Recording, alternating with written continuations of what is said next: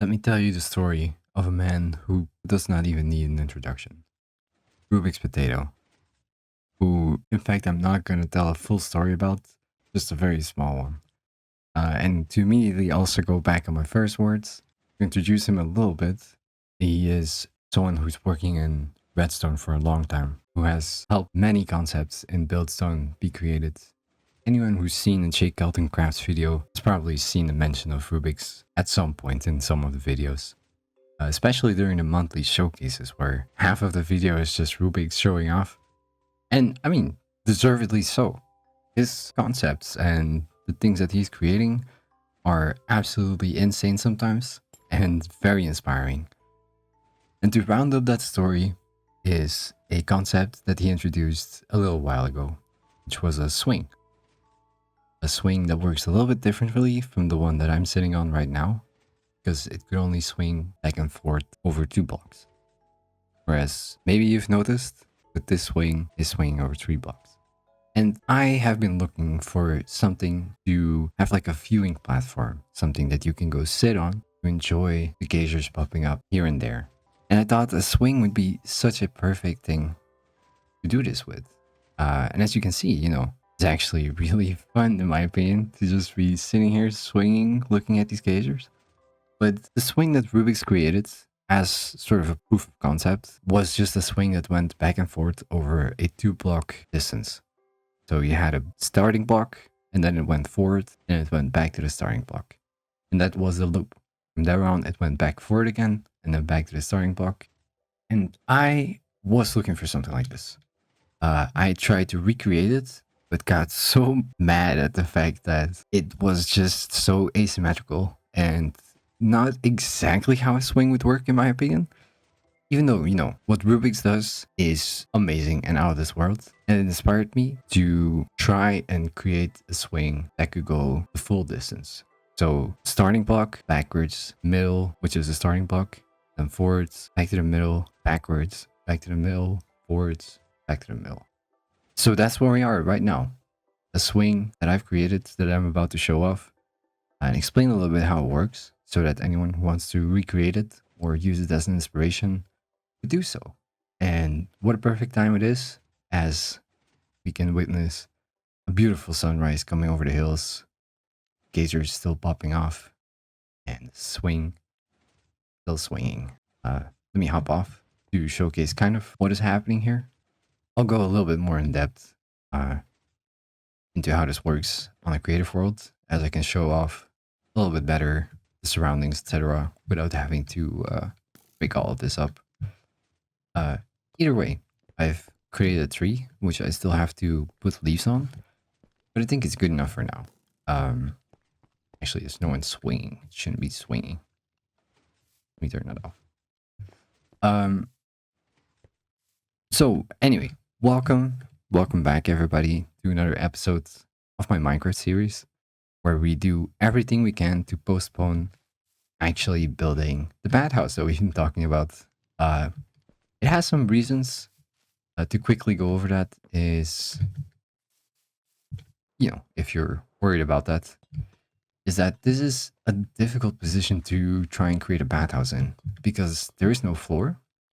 First of all, I was waiting for the happy gas to come out so I could use it to fly around here and do the building. It has come out. I'm happy with that. Getting it in here is another thing, as it's slightly too big to fit through this. I'll have to do some demolition work first. But the second thing is that I want to create a connection with the things up, which I'll fly up there real quick, which is the entrance to the monastery, where I want to create a sort of spiral staircase that goes down as well in here, so I can have a connection between this level and this level without having to use the fast route down and there not being any way to go back up. I was thinking in some way or form, I have to combine these concepts, which is a spiral staircase, making the path up there in the cliffs in the way that I would want them to, which is probably that's like the next step that I'm gonna work on is the top of these cliffs, and then afterwards the staircase coming down. When that is in place, I will then use the space that I have to get a bat house going. Also, I haven't really figured out exactly the shape and how I want to do it. Like, is it 1 level, 2 levels, maybe even 3 levels? Very luxury one, just a basic one. Will it be for all the rich people? Will it be for everybody in the city? Will it be free? Many questions to be answered. And answers that I absolutely don't even have yet. That's not really the subject of this video. Just a quick update on my progress on that part. Um, First of all, a swing. It hangs from a tree.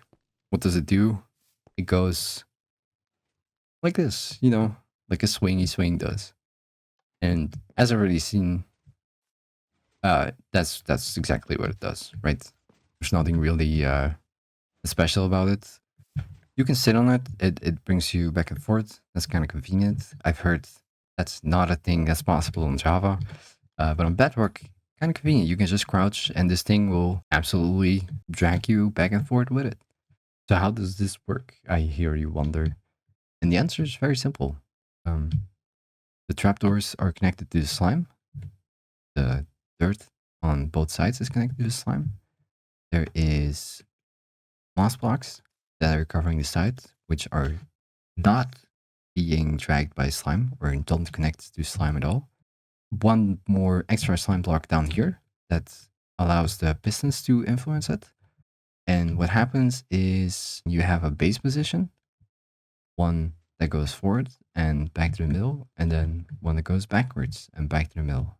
What I've done is also, because you'll see these extend, these are inverted signals coming from the opposite side.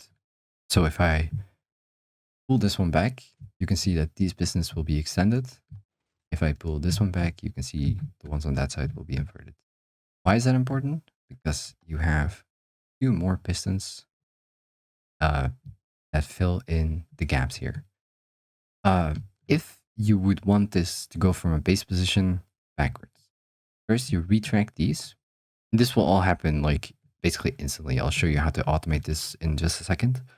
But so you understand the basic concept of this, you pull away the dirt blocks that are in this position.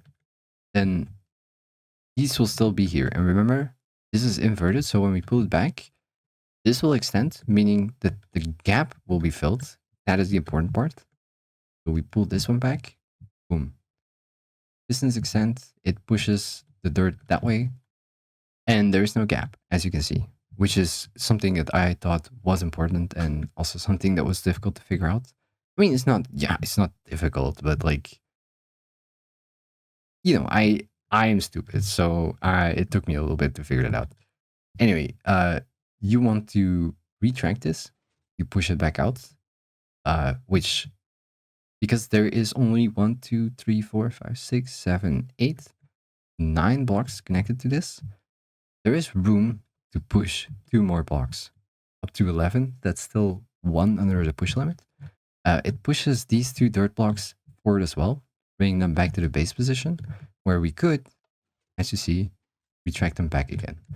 Now, this will push back in, meaning we're now back to the base position. And if we wanted to go if we want to swing to go to the other side forwards, then we just pull these ones open, retract it, swing goes forward, we push it back, and close this again.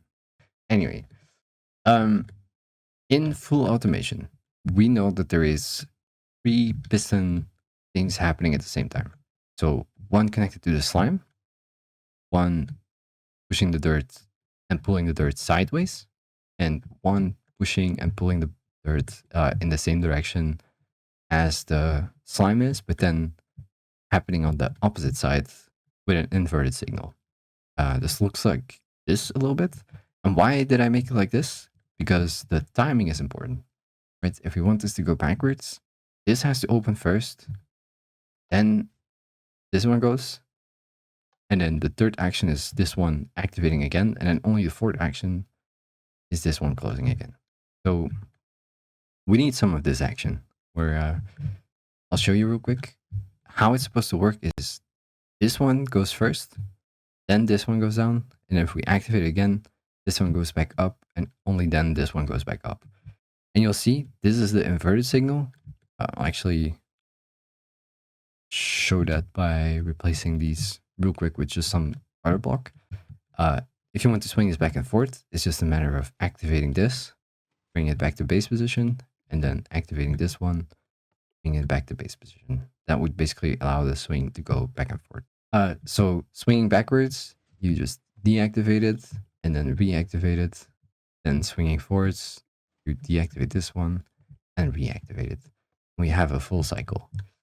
The only thing that's left is to create a clock that sort of has like the right swing timer. There's a lever here that just turns this block on, which means we have a clock pulsing every so many often times, and you can interrupt the cycle basically by retracting this one. A pulse will go into this one, immediately deactivating this one through the straight line. These two blocks are important for the way that I set it up, just to get the timing right. You need at least one, because otherwise the signal will loop back in on itself, and you don't want that happening while the signal is traveling all around the thing. So basically the signal goes in, deactivates this one, then a delayed signal will be going through this whole loop and coming in here again to then reactivate it after a while. That's just like you see, swinging back and to the middle. From this point, somewhere in the delayed signal, it also goes down, where it gets delayed a little bit longer, so that this is basically the timing of how long you want it to be staying in the base position in the middle after it has swung backwards. That signal that we have delayed here for the middle part comes up through here and then activates the same thing basically here, deactivating this one, meaning it will swing forward, and then through the delayed signal, also traveling through a whole bunch of repeaters to delay it, will reactivate it, bring it back to the base position.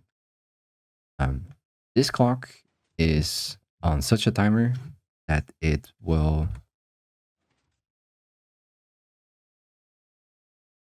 just by the time that loop is done, almost equal amounts of time for how long we had to wait in the middle. After that is done, it will reactivate again. To show you what that looks like, you can see it. Yeah, like it will deactivate first, then reactivate. Then the signal has traveled underneath. It deactivated this one, reactivated it. And this will just keep going. It's a very simple thing. I don't know why the hell I'm making a 10-minute video about this, or even longer. But it's to explain, it's just a series that I'm making, right? It's me and my Minecraft adventures, and here and there I'll explain some of the Buildstone that I've managed to create. And I guess that's it, that's how it works. That's how it's swinging. It is kind of cool sitting in here and seeing in first person view like the chains appearing, and it's almost like you're swinging on a swing. When you lean back on a swing, you can see the chains that you're holding onto. When you're going forward, like your body is doing the force motion, they move out of your point of view, or out of your field of vision is probably a better way to say that. And this just replicates that vibe of just like swing on swing, and I kind of love it. Either way, again, I have to thank Rubix for the inspiration. This couldn't have been possible without him, because I literally had no single idea on how to start with this. Even though he made it like very differently, he managed to hide the slime in underneath some carpet while it was moving, and then the carpet was the thing that was pushing the trapdoors. Whereas I had a limited because you could see in my survival world, I had a limited range of how far I could bring this out, which was basically this limit. So I had to figure out something that could fit in this range and then also work in both ways without losing the swinging vibe. And I sadly can't do it without having the slime blocks be visible. But hey, you know, that's a small price that I'm willing to pay for swing. Either way, thank you for watching, and I hope it can inspire you as well to build some Buildstone. If you do, and you're not part of the Buildstoners Guild on Discord yet, then you should go to Jake Kelton's videos and click the link in his description. And if you are already part of it, then hello. I'll see you around. Anyway, have a good day, everybody. Thanks for watching. Bye.